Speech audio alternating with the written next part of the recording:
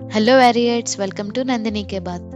కాలం పరీక్షించినా తన కళను మాత్రం వదులుకోలేదు. విమర్శలు విసిగించిన వినయంతోనే విజయాన్ని దక్కించుకున్నాడు. ఓర్పుతో ఓటములను దాటుకుంటూ ఆటలో రాజీ పడకుండా తనకంటూ ఒక స్థానాన్ని సంపాదించుకున్నాడు సంజు శాంసన్. 11 నవంబర్ 1994 కేరళలో పుట్టారు. తన తండ్రి కలను నిజం చేయడానికి బయలుదేరిన సంజు ఇప్పుడు కోట్ల మందికి ఇన్స్పిరేషన్గా నిలిచాడు.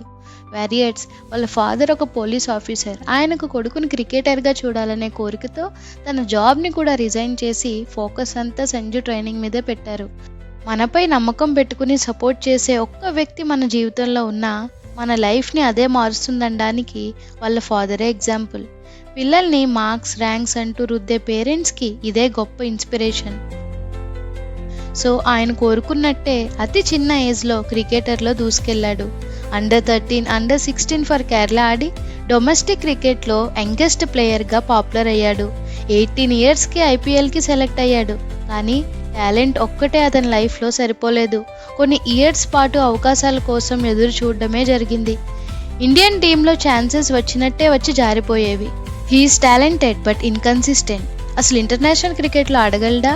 ఇలా ఎన్నో విమర్శలను పేషెన్స్గా యాక్సెప్ట్ చేస్తూ ఫెయిల్యూర్స్ నేర్పే ప్రతి పాఠాన్ని శ్రద్ధగా నేర్చుకుని తనని తాను బెస్ట్ వెర్షన్గా మార్చుకున్నాడు.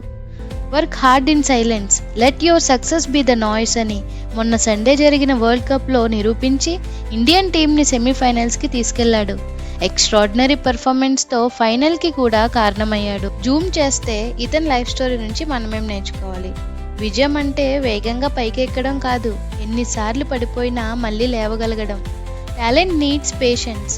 మీకు ఎంత టాలెంట్ ఉన్నా కొన్నిసార్లు చాలా స్ట్రగుల్స్ తర్వాతే సక్సెస్ వస్తుంది.